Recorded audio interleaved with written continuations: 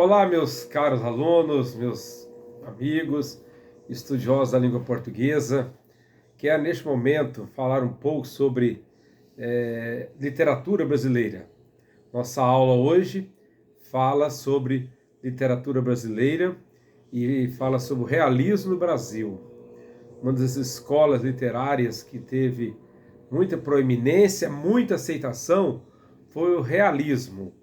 Isso foi dos anos 1881 até 1893, período relativamente curto, mas de muita importância, que veio marcar a história literária brasileira. Quero falar de forma bem resumida, né, que é um assunto bastante amplo, mas eu, como professor de língua portuguesa, quero trazer essa aula sobre o contexto histórico e social da época no Brasil, sobre o realismo. Vamos falar primeiro sobre o contexto histórico. O desenvolvimento do movimento realista está ligado às profundas mudanças ocorridas na Europa durante a segunda metade do século XIX. O realismo no Brasil tem relação com as profundas mudanças ocorridas nos meados, do século XIX. O capitalismo entra num novo estágio, certo? Foi quando o capitalismo entrou em novo estágio. De um lado, grande progresso industrial e formação de grandes empresas. Foi nessa época que começou a ter a projeção e a formação de grandes empresas. Do outro lado, é uma volumosa classe operária fazendo reivindicações sociais. Então houve dois ritmos, dois polos. Diante do enriquecimento e da grandeza das empresas, houve uma massa enorme de operários que começaram a fazer suas reivindicações.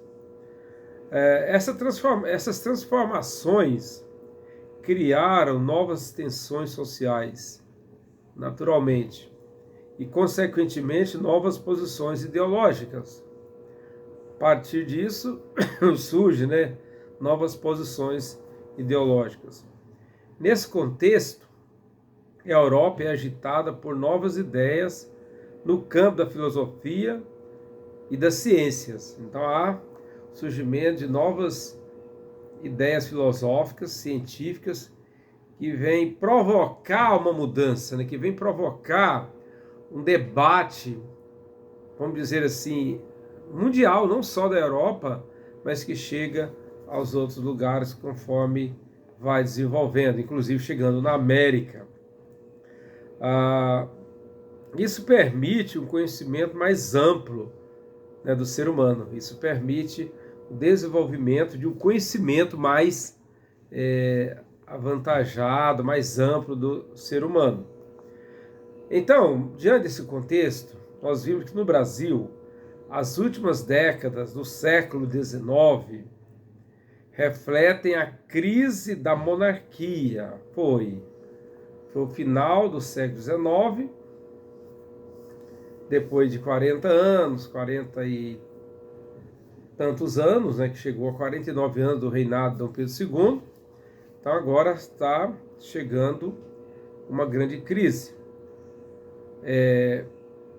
Assiste-se no final da monarquia o surgimento do grande movimento abolicionista, Os abolicionistas e republicanos surgem com força muito forte. Diante da monarquia, que era o sistema estabelecido no Brasil, surge então um movimento republicano muito forte. E há também a quebra da unidade política do império e a urbanização cada vez mais acentuada, das cidades a partir de 1870. A urbanização, o povo começa a sair do interior, começa a sair da roça e já vem para a cidade. Nesse cenário surge o realismo, no Brasil. É aí que essa escola literária surge no Brasil, diante desse cenário.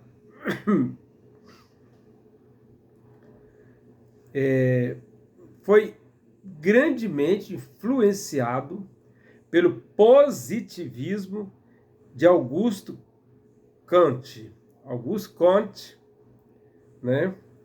Grande positivista, Augusto Kant.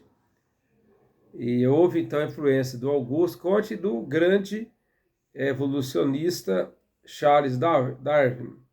Charles Darwin também foi um outro estudioso que influenciou o surgimento do realismo.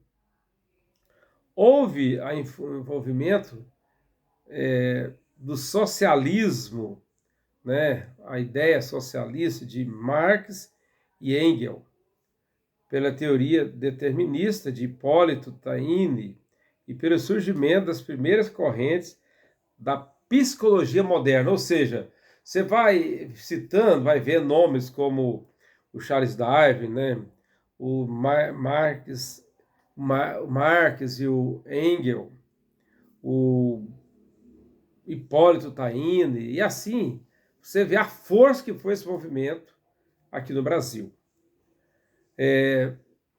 Assinala-se o ano de 1881 como o marco inicial do realismo aqui em nossa pátria. Então a marca do realismo começa no ano de 1881. Foi com a publicação de Memórias Póstumas de Brás Cubas, do grande escritor literato Machado de Assis, e também a publicação de O Mulato de Aloísio de Azevedo. Essas publicações começam a dar origem ao realismo, certo?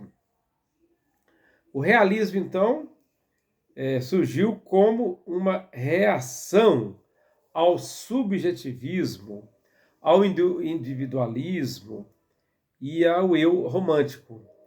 Foi uma contraposição, foi uma reação muito forte sobre uma escola que existia, que é a escola literária romântica, que é a escola antes do realismo.